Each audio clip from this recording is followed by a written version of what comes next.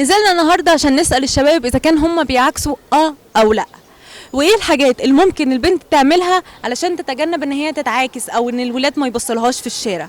يلا بينا نشوف آراء الناس، يلا بينا.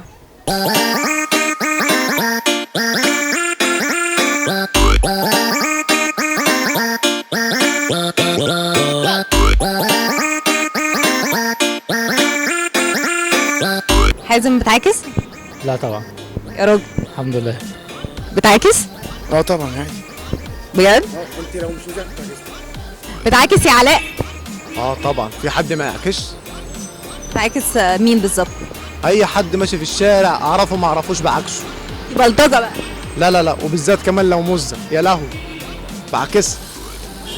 طب لو واحدة وحشة تعاكسها؟ عكسها ايه؟ هي وحشه عكسها اعمل بيها ايه؟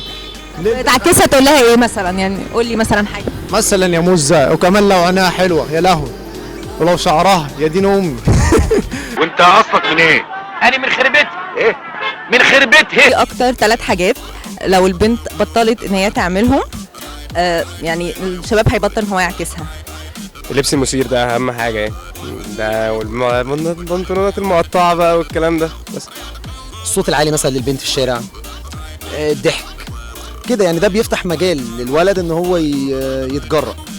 يعني اللي هي ما تمشيش بس يعني تتدلع، تبقى عايزه تتعاكس بس تيجي تعكسيها فتزعل. رقم 1 لبسها اكيد يعني.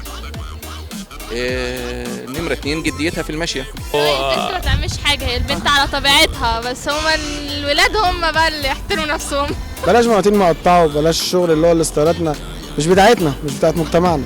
طريقه لبسها والكلام دوت، ومثلا يعني في حاجات كده الواحد لازم يبص عليها، اللبس، مشيتها، طريقتها في التعامل في الكلام كده. اول حاجه اللبس، تلبس لبس محترم. ثانيا لما تكون في الشارع ماشيه او راكبه مواصله مش حركات بنت اللذينه دي بتتعبنا. تركب مواصلة فين؟ اي مواصله بقى في الدنيا تقعد تتمسخر البنت وعيب. احنا شباب وتعبانين، احترمونا حرام عليكم. ده صعب. ماشي.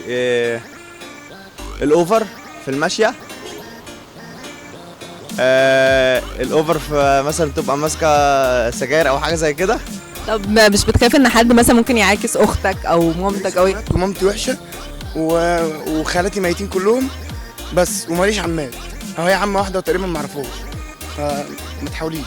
لا ليا لا اخ ولا اخت ولا اب ولا كفه شيء. يعني لو شفت قدامك واحدة جامدة قوي قوي قوي تعكسها؟ لا مش هعكسها طبعا. هتبص لها؟ ولا هبص لها. مش هتعمل اي حاجة؟ لا هغض البصر. بجد؟ بجد عينك في ايه؟ اهو. مش معاكس على فكره.